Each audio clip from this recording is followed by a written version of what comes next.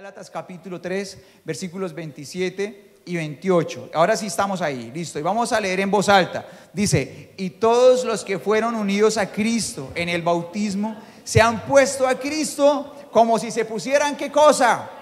Ropa nueva. ¿A quién le gusta estrenar? Qué chévere, ¿no? Otra vez, leámoslo otra vez el 27. Dice: y todos los que fueron unidos a Cristo en el bautismo se han puesto a Cristo como si se pusieran ropa nueva. Dice: ya no hay judío ni gentil, no hay esclavo ni libre, hombre ni mujer, porque todos ustedes, ¿qué pasa?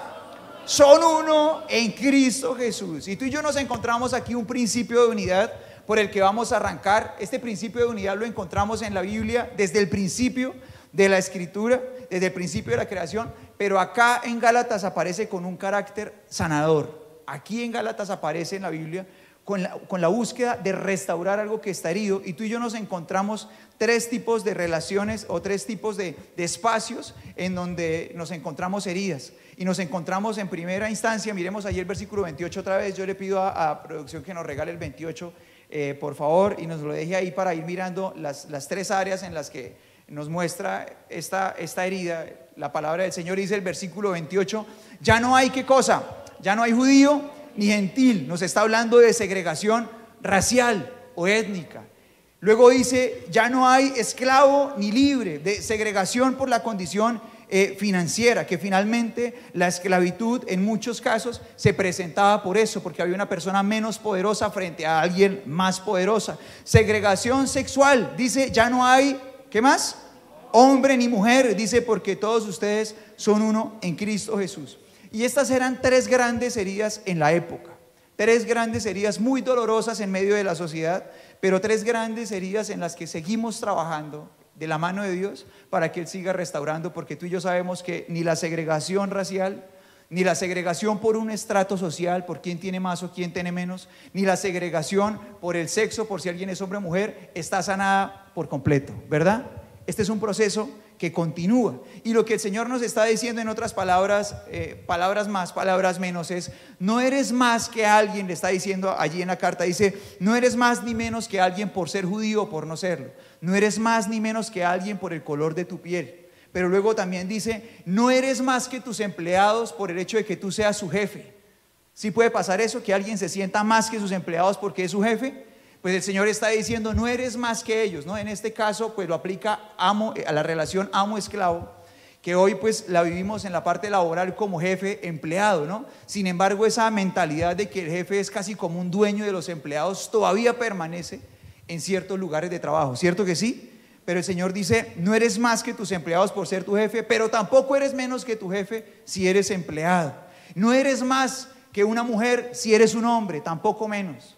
Pero tampoco eres más ni menos que un hombre si eres una mujer. Y mira lo que nos está llevando el Señor a ver, y es que nuestro perfil en la familia y en la sociedad, nuestros logros y posesiones, nuestros talentos y capacidades no nos hacen más que ninguna otra persona. Tampoco nos llevan a ser menos. O sea, si encontramos una persona que de pronto tiene más de esas cosas, no nos hace menos seres humanos que ellos, sino que al contrario, si en nuestro corazón está este principio de unidad, lo que debemos hacer, sea cual sea el rol que nosotros ocupemos en nuestra casa o en la sociedad, es ver cómo yo puedo ser una bendición también para otros. ¿Sí están todos conmigo o no? Ahí arrancamos. Y hoy que estamos justamente celebrando el Día de la Mujer, te quiero invitar a que nos fijemos en el tercero de estos escenarios. El primero pues era con respecto a lo racial, el segundo con respecto al poder, al dinero, y el tercero con respecto al sexo, a si una persona es hombre o mujer, y al conflicto que hay entre uno y otro, que pues no es un secreto, como veníamos hablando, que esto sigue en proceso, ¿verdad? Ahora, tú y yo, cuando vamos al principio, al diseño de Dios de la creación, tú y yo nos encontramos una vez más este principio de unidad con el que se busca sanar, pero como un principio original. Y vamos a leer ahora sí lo que dice Génesis 1, 27 y 28, ¿listo? Leámoslo en voz alta, por favor. Vamos a leer la creación del ser humano como la palabra del Señor la ilustra, y leamos lo que dice la Biblia. Leámoslo en voz alta, por favor. Dice: así que Dios creó a los seres humanos a su propia imagen. A imagen de Dios los creó, hombre y mujer los creó. Luego Dios los bendijo con las siguientes palabras: Sean fructíferos y multiplíquense, llenen la tierra y gobiernen sobre ella. Reinen sobre los peces del mar, las aves del cielo y todos los animales que corren sobre el suelo. Y mira que, aunque en el capítulo siguiente la palabra del Señor nos lleva más en detalle a verla y vemos que aparece el hombre primero, ya tú y yo, de entrada en este capítulo 1, tú y yo no encontramos ningún tipo de rango entre el hombre y la mujer. No encontramos superioridad entre el uno y el otro, ¿verdad? ¿Sí está conmigo o no? ¿Alguien ve a alguno por encima del otro? No aparece nadie arriba del otro, ¿verdad? Y luego tú y yo nos encontramos en el capítulo que sigue. ¿Quién de los dos aparece primero en la creación? Bueno, uno podría utilizar eso para decir que el hombre tiene un rango más elevado que la mujer en cuanto a la creación de Dios. Pues si uno dijera que sí, entonces tendría un grado todavía mayor de superioridad el gato, el perro y el burro, ¿verdad? Que los seres humanos, porque ellos fueron creados primero. ¿Cierto que sí? ¿Sí o no? ¿Sí está conmigo o no? Bueno, ahora el punto es que el hombre aparece primero, pero la palabra del Señor tiene otros fines con eso, y tú y yo aprendemos varias enseñanzas cuando el hombre aparece primero. Una de ellas son las cosas que una persona necesita tener mientras es soltera antes de encontrar al amor de su vida. ¿A alguien le gustaría que las mencionáramos o pasamos derecho?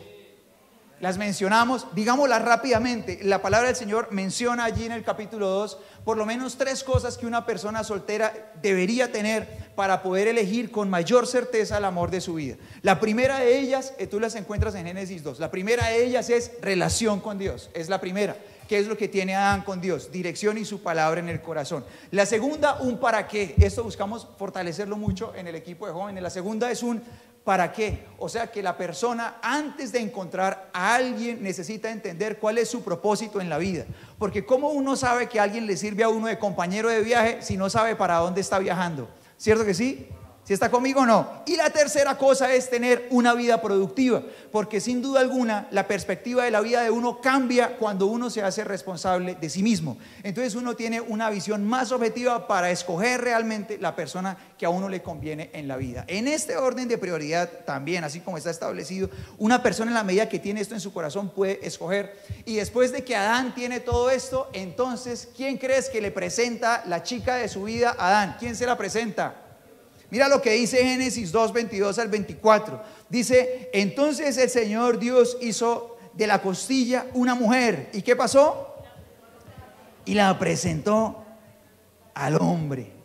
Oye, qué genial que uno de soltero se preocupara porque la persona que lo conecta a uno con esa persona con la que uno va a compartir el resto de su vida y que uno va a amar, sea Dios. ¿Cierto que sí? ¿Cierto que sí? Que sea Dios el que lo conecte a uno con esa persona. Y dice, al fin, exclamó el hombre, sigamos leyendo.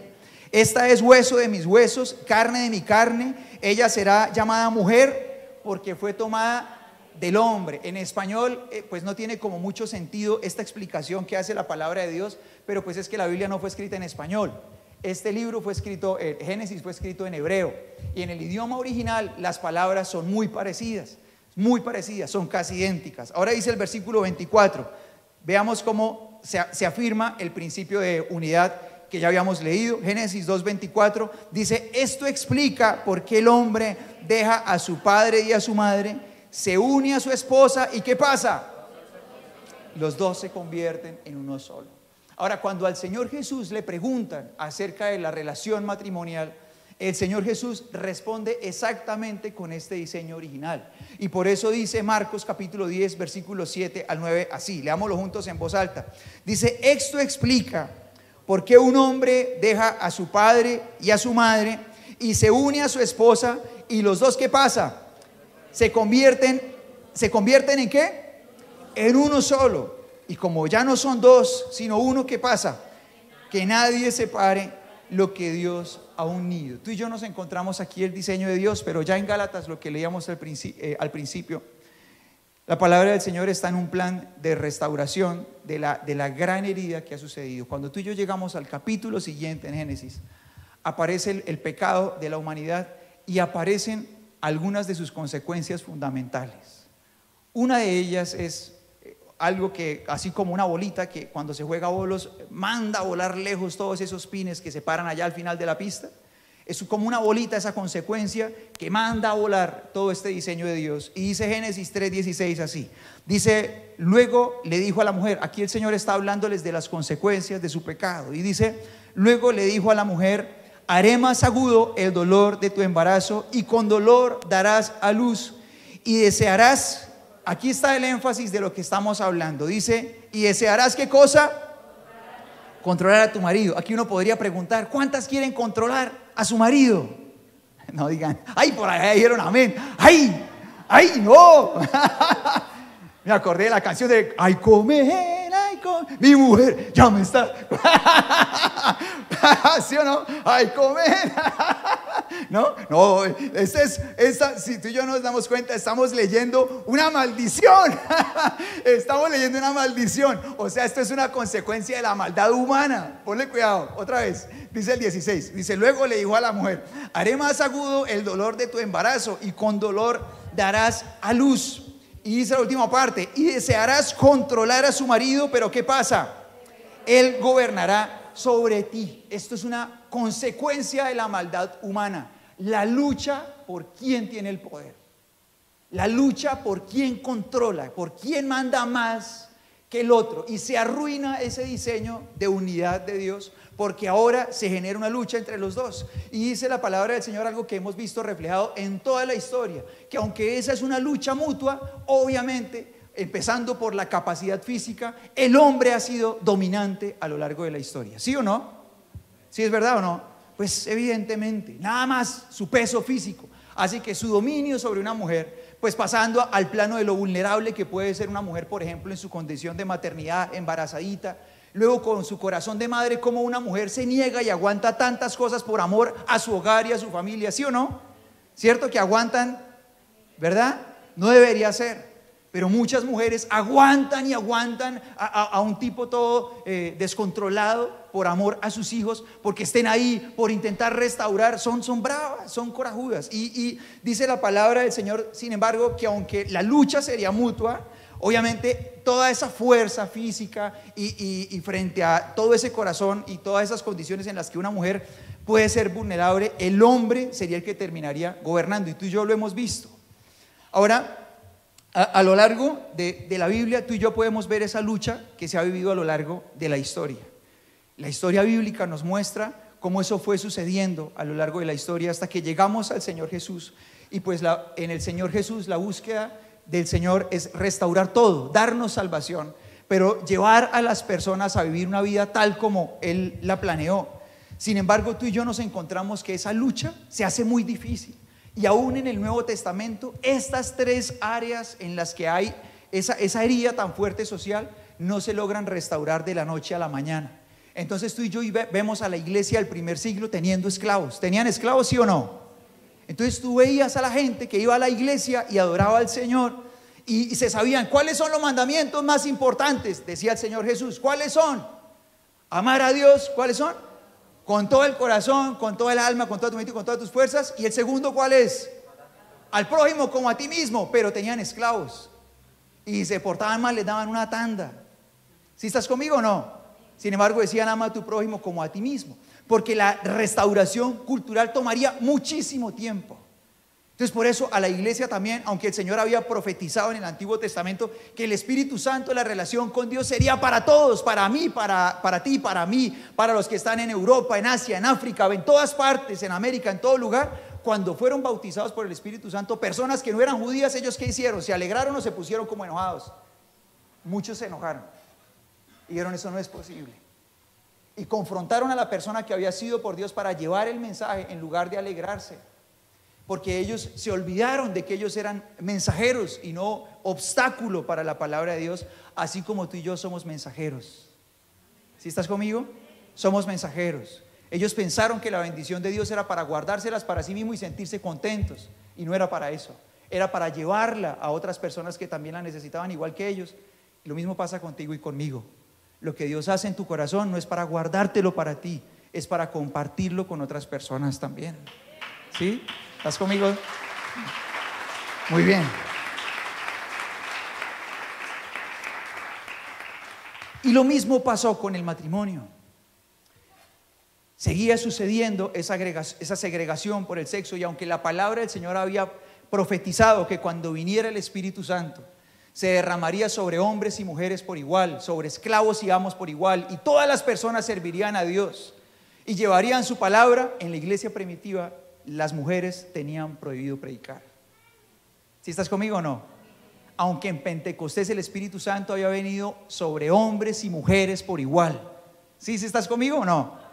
Era tan difícil renunciar a esas marcas culturales que no podían hacerlo. Y entonces Pablo, por ejemplo, tenía una gran lucha con la gente de su época justamente por la segregación racial, y batallaba también por buscar que la relación entre amos y esclavos fuera restaurada, y él por eso escribe consejos en sus cartas para que no hubiera maltrato, para que cada día la relación laboral fuera mejor, y escribe la carta a Filemón, en la que es una carta del corazón de Dios para decirle a la iglesia: es imposible que tú le digas a ese hombre que es tu hermano y a la vez lo tengas esclavizado. ¿Alguien ha leído la carta a Filemón o no? Es una carta rompedora en medio del primer siglo, para decirle a la sociedad de la época, a la iglesia: no puede ser, o sea, tú no puedes decirle al que es tu hermano si tú lo tratas como un esclavo, no puede ser. Es así la carta a Filemón. La puedes leer, de hecho, esta noche cuando llegues a la casa, tiene un solo capítulo. Si tu corazón curioso te invita a hacerlo, por favor no resistas y lee la carta a Filemón, es bellísima esta noche. Lo mismo pasaba con la segregación sexual. Pablo, que escribía este texto, tú y yo leímos ese texto de Gálatas, ¿verdad? Ya no hay judío ni gentil, no hay esclavo ni libre, no hay ¿qué más? No hay hombre ni mujer, somos uno en Cristo, pero a él eso le costaba mucho. Las otras dos le costaban menos, pero esa le costaba mucho. Para él era muy difícil que una mujer predicara la palabra. Y por eso cuando él habla del matrimonio, él pone un ejemplo en el que busca reducir el maltrato, que es muy útil, bien intencionado para la época, y ayuda mucho, ayuda a mejorar la relación.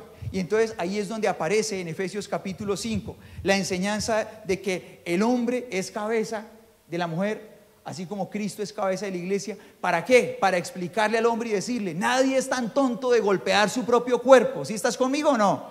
Nadie se coge a varazos y se da golpes, nadie hace eso, sino que cada persona cuida su propio cuerpo. Entonces él lo que estaba era intentando aterrizar esta idea para decirle: usted no puede ser un hombre maltratador. ¿Sí está conmigo o no?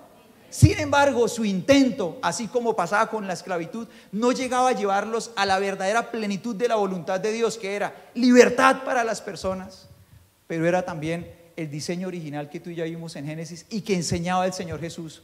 Y es que cuando un hombre y una mujer se casan, ya no son dos, sino que son uno solo. Una bellísima unidad en medio de la igualdad también. ¿Sí estás conmigo? Esto es muy potente y ayuda mucho a entenderlo, para que uno pueda comprender la palabra de Dios. ¿Sí estás conmigo o no? Quiero decirte un pequeño paréntesis para que tú y yo podamos entender la palabra del Señor.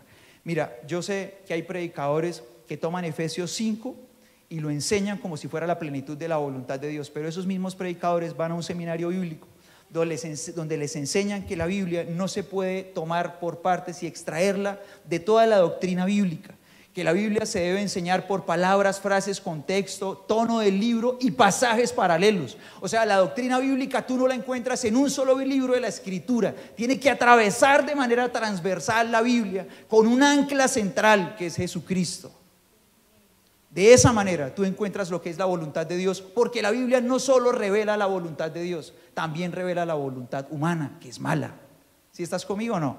Y hay que diferenciar la una de la otra, y cómo la palabra del Señor va revelando poco a poco y de manera gradual el corazón de Dios en todas las áreas de la vida, en todas las áreas de la vida. Y es por eso que la Escritura dice que todo lo que está fuera de Cristo puede tener sombras que solamente se revelan a la luz de Jesús en todas las áreas de la vida. ¿Sí están conmigo o no? Ahora esto es muy potente, porque esto nos lleva a ti y a mí a pensar y a reflexionar. Si a lo largo de la historia este conflicto se desarrolló de una manera tan fuerte y tan cruel que tú y yo sabemos entre hombre y mujer, si la iglesia primitiva que se sentó a los pies del Señor Jesús tuvo trabajos para entender cómo se podían sanar las heridas en estas tres áreas de la vida, y cómo el mismo escritor que fue usado por Dios para escribir: no hay judío ni gentil, esclavo ni libre, hombre ni mujer, vivió horrores para entenderlo, le costaba tanto trabajo. Si a ellos les costó, la pregunta es, ¿será que este conflicto se puede también haber colado y ser una lucha en mi propia casa? Ese conflicto, esa guerra de poderes entre hombre y mujer puede suceder en mi casa. Es la pregunta que yo te invito a que nos hagamos después de esta aterrizada que nos pegamos en la palabra de Dios. Yo quiero que tú y yo nos preguntemos, esa lucha de poderes que apareció allá en Génesis 3, de Comején, ¿sí se acuerdan? Ay, Comején, ¿sí? ¿Sí está conmigo? Ahí, bueno, ahí anclamos. Ahora, si tú y yo pensamos en eso, ¿será que esa lucha se presenta también en nuestras propias casas? Y yo quiero que tú y yo pensemos puntualmente en nuestras parejas de esposos, y los que están solteros pueden pensar también en la visión que tienen acerca de lo que puede llegar a ser su hogar. Y una pregunta que nos podríamos hacer es, ¿cuál crees que es la búsqueda del corazón de cada uno de los que conforman ese matrimonio? O sea, tuya y de tu esposa, o tuya y de tu esposo, según sea el caso. ¿Cuál crees que es la búsqueda? ¿Vivir en unidad o tener el control? Porque las dos pueden estar ahí, tener un muy buen camuflaje y uno no haberse dado cuenta exactamente de cuál de las dos es. Sobre todo la segunda, tener el control. Ahora, ¿cómo podría verse el hecho de que alguien quiera tener el control? Podemos pensar en algunas cosas que dejen ver, por ejemplo, cuando alguien busca tener el control. Y bueno, una manera muy sencilla es evidentemente cuando una persona quiere que todas las cosas se hagan a su manera en la relación de esposos. Entonces, cuando uno de los dos no puede considerar el hecho de llegar a un acuerdo con el otro, sino que las cosas tienen que hacerse como él o como ella dice, entonces ahí está la lucha de poderes. No hay una búsqueda de unidad, ahí hay una lucha de poderes. Y uno de los dos quiere tener el control. Entonces, bien sea en las decisiones de la casa, en los planes, en la manera como se tratan, en la vida sexual, por ejemplo. Que uno de los dos diga, es que tiene que ser así, porque es que yo digo y así tiene que ser. Y eso pasa dentro de los hogares. Y pasa mucho más de lo que nosotros pensamos. Ahora, otra manera en la que se puede ver la búsqueda de tener el control, cuando alguien cree que no necesita servir. Entonces, por ejemplo, alguien siente que cuando llega a su casa no tiene por qué servir, sino que está ahí para ser servido. ¿Sí? ¿Sí están conmigo o no? Entonces, bueno, ya depende de cada estructura familiar cómo se organicen las tareas en casa. Pero, por ejemplo, si un hombre trabaja fuera de casa y la señora está trabajando en su hogar, tiene un niño pequeño y ella mantiene esa casa, mejor dicho, reluciente como si fuera una joya. El hombre llega a la casa a almorzar, pero él siente que una vez él llega a la casa, él no tiene por qué tocar ni un solo plato. O sea, que él está ahí es para ser atendido. Que en casa todo lo que tienen que hacer es servirle, esposa e hijos.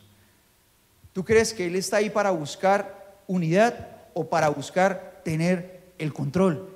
Ahora, mira, está bien que todos cuando llegamos a casa, está hermoso el hecho de ser servidos y de ser atendidos, muy bien. Pero es diferente que en la estructura familiar alguien te quiera servir. Y otra cosa es que una persona ni siquiera considere el hecho de hacer parte, de servir en su propia casa. Y que no llegue ni siquiera a pensar en qué puedo hacer. Por ejemplo, la esposa tiene el almuerzo todo preparado y que él no llegue y diga al menos, pasemos los platos a la mesa juntos. Al final, esta casa es nuestra y hacemos equipo, ¿verdad? Es una visión muy diferente, a sentarse ahí y esperar a que la señora que ha boleado todo el día igual que él, solo que en la casa y no le consignan en la cuenta, ella ha trabajado en casa, a esperar a que ella siga sirviendo sin parar, en lugar de decir somos un equipo, pasemos los platos a la mesa juntos, y el niño pequeñito puede pasar los cubiertos, y el otro que está más grande que pase el jugo, y entre todos pasamos las cosas a la mesa y nos servimos juntos el uno al otro, y nos sentamos a comer, y acabamos y nos paramos, y llevamos el plato a la mesa. Voy a echarme una siesta de 15 minutos y me voy a trabajar, pero en esta casa servimos juntos. Es muy diferente. Ahora, ¿cuándo se puede ver más la búsqueda de tener el control? Cuando da miedo pensar en que en la familia debe haber una unidad financiera. ¿Por qué a una persona podría darle temor pensar en que en la familia, así como todos viven bajo un mismo techo, tengan un solo bolsillo? ¿Por qué le da temor? Tal vez porque puede ser un factor de control. Tal vez como siente que gana más, siente que su voz tiene más peso porque es el que maneja el dinero en la casa.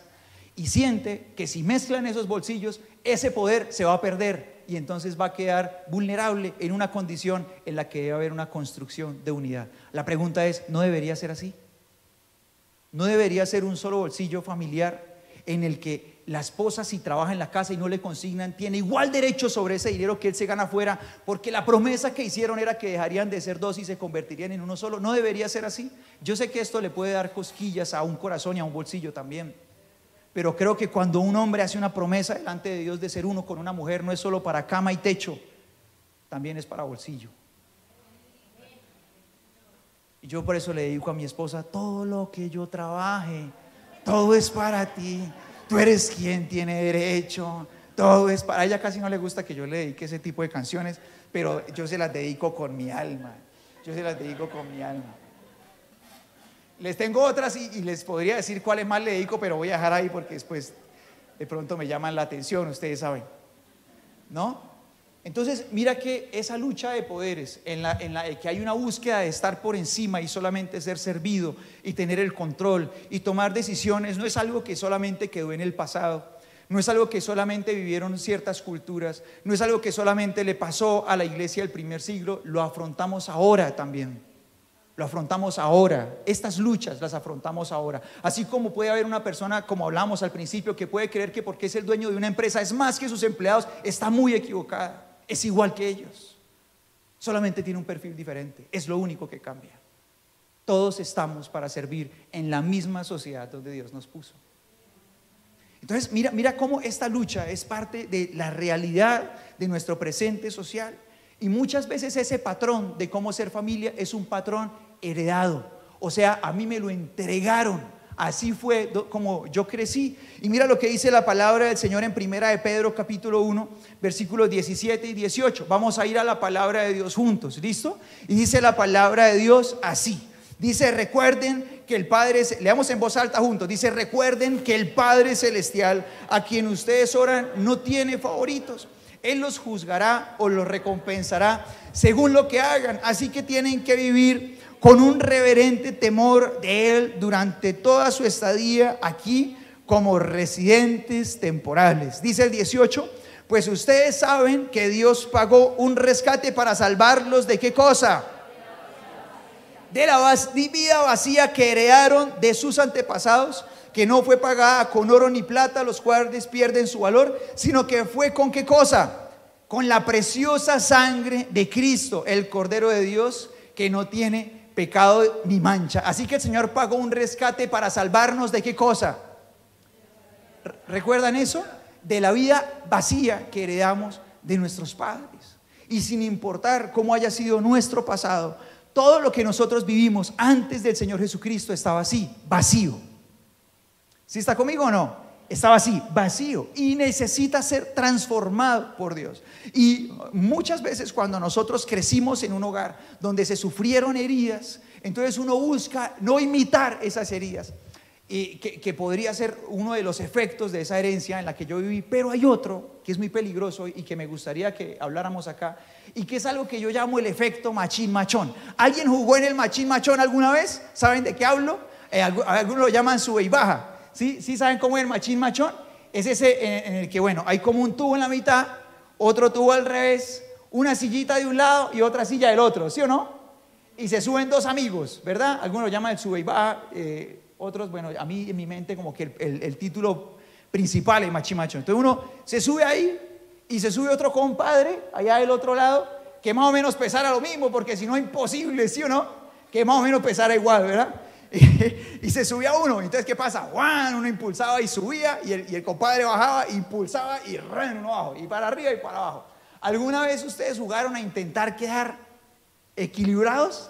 Sí, dijeron, bueno, vamos a nivelar, vamos. Y uno entonces intentaba, fue más o menos como uno buscaba un socio que tuviera más o menos el mismo peso. Entonces uno como que impulse suave, suave, suave, uy, se pasó, para arriba, el otro abajo, otra vez, y el otro intentaba suave, suave, y uno intentaba como acomodarse, pesar menos, meter barriga, sacar la cola, lo que fuera, para intentar acomodarse, difícil, hasta que de pronto, uy, quedamos, por un momento quedamos estables. ¿Sí les pasó o no? quedamos ahí, quedamos, buenísimo, pero ¿es fácil o es difícil? Eso es difícil, ¿cierto que sí? Uno tiende a pasarse por el peso, con que solo uno pese un poco más o empuje un poco menos, ¡ran!, se pasa derecho.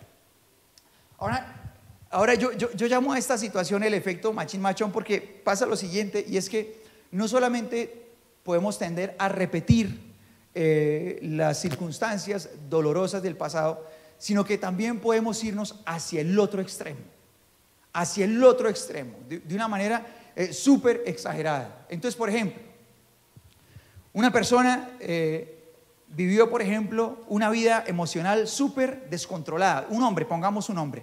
Un hombre vivió una vida emocional y sexual muy descontrolada antes de tener una familia. Eso andaba con una chica, con otra, jugaba con una chica, con otra. De pronto, bueno, pasa el tiempo, ya está viejo, ya no va más, se casa y de pronto tiene hijos. Decide tener 2 y resulta que le nacieron 2 niñas. Entonces, como ese fue todo loco, como un cabro para arriba y para abajo con una chica y con otra, cuando nacen ellas, se vuelve de pronto un papá, entonces todo súper celoso. Entonces no, le vigila todas las relaciones. ¿Por qué? Porque a él le da miedo que la niña se encuentre con alguien como él. Se ve a sí mismo en el pobre muchachito que llega allá a saludar a la chinita, y el pelado con un corazón más puro que lo que fue el corrompido ese, pero él se ve a sí mismo en él, ¿sí? ¿Sí está conmigo, no? El pelado con buena intención, el pelado tiene un buen corazón, pero él se ve a sí mismo, entonces lo odia y no quiere que la hija salga con él. Entonces, ¿qué pasa? El tipo fue un degenerado y un desenfrenado, un libertino. Entonces, cuando llega la hora de la niña, entonces él las quiere hundir, ¡pum!, para abajo. Usted no me sale con ese bandido, no me sale, usted no, porque claro, él tiene miedo de sí mismo, de su pasado, tiene miedo de sí mismo, ¿no? Entonces de pronto la niña crece bajo esa opresión, el papá no la dejaba salir, no la dejaba ver a nadie, mejor dicho, eso era terrible, tocaba fugarse por allá, por donde pudiera. Entonces de pronto ella, cuando sea mamá, dice, no, yo no voy a ser como él, yo voy a ser más relajada, que salgan donde quieran, ¡pum!, para el otro lado, ¿sí o no? ¿Cierto? Ya tampoco, o sea, se necesita orientación, compañía, consejo, para el otro lado, ¡pum!, y así sucesivamente. Y es difícil encontrar el equilibrio y balancear las cosas. Y entonces de pronto una chica pudo crecer en una familia en la que el papá era muy posesivo, muy machista y maltratador. Entonces era así, ¡pum!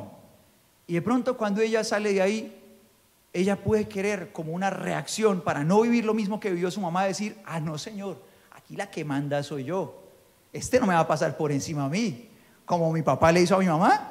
Aquí el que manda soy yo, vamos a ver cómo es que yo soy templadita.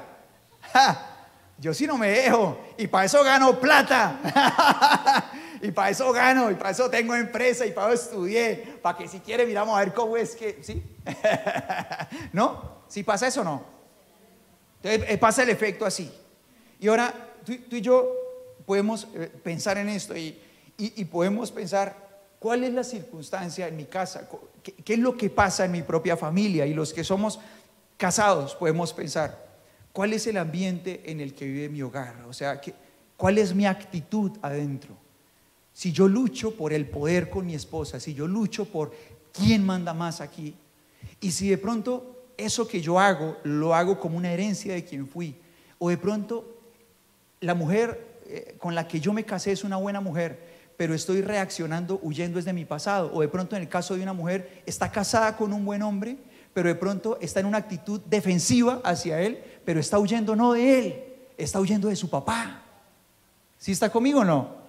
Está huyendo de ese hombre con el que creció toda su vida. Y de pronto, por miedo al pasado, una persona no busca en unidad. De pronto una persona creció en medio de un hogar tan inestable y tan destruido que siente, yo no voy a unirme a mi esposo o a mi esposa con ese corazón así, porque qué tal que me pase lo mismo que a mis papás. Yo no me uno por completo, no me entrego y están casados. O las personas que llevan conviviendo yo no sé cuántos años y tienen hijos y les da miedo casarse. Imagínese usted, tienen miedo. ¿De qué?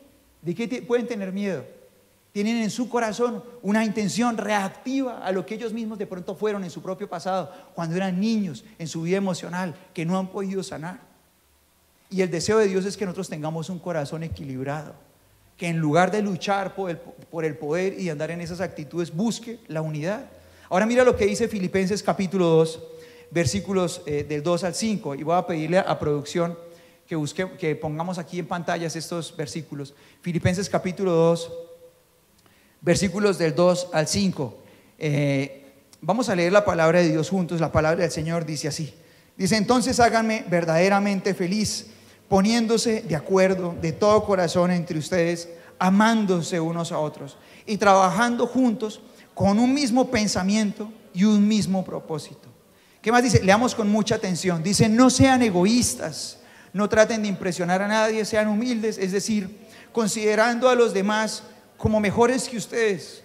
No se ocupen solo de sus propios intereses, sino también procuren interesarse en los demás.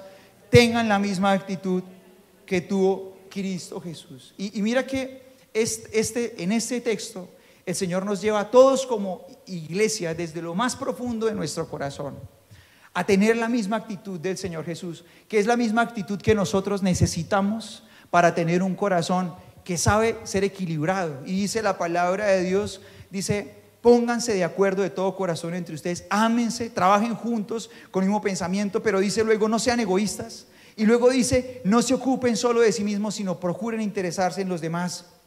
Y mira que una persona puede ser muy infeliz en su vida de pareja, porque considera la felicidad como el hecho de que su relación funcione exactamente como él quiere. Entonces una persona puede sentir que no llega a la felicidad porque las cosas no son como él desea que sean. Ahora, si una relación de matrimonio es de ¿cuántas personas? Y se hace todo exactamente como una sola de las personas quiere, ¿será que los dos son plenamente felices? Entonces mira que muchas veces lo que se busca es una relación egoísta, en la que el otro absolutamente sea un infeliz si es necesario, pero que haga todo lo que a mí se me antoja. ¿Sí estás conmigo o no? En una relación de matrimonio en la que realmente buscamos construir la felicidad, en la que realmente buscamos ser felices, no se hacen las cosas como a uno solo de los dos le parece, sino que hay en esa relación un deseo mutuo de dar y recibir, de proponer y ceder. ¿Sí está conmigo o no? De mejorar y perdonar, constante. Entonces, en una relación realmente feliz, no se hace lo que a una persona se le antoja solamente, sino que hay una construcción entre los dos, donde realmente se busca construir. Dice la palabra del Señor en el diseño original de Dios: ya no son más dos. ¿Qué más dice? Ahora son uno solo. Y en esa construcción hay una parte de cada uno. Y de esa manera se construyen las normas del hogar, de esa manera se construye el plan de vacaciones, de esa manera se construye el plan financiero, la próxima inversión, de esa manera se construye la salida a comer, de esa manera se construye la vida sexual de una pareja. Nunca buscando la voluntad de uno solo, construyendo entre los dos. Esto es muy potente. Entonces la pregunta en casa, cuando nos hacemos esto y nos miramos a las pantallas y vemos esta pregunta que dice: ¿quién tiene el control?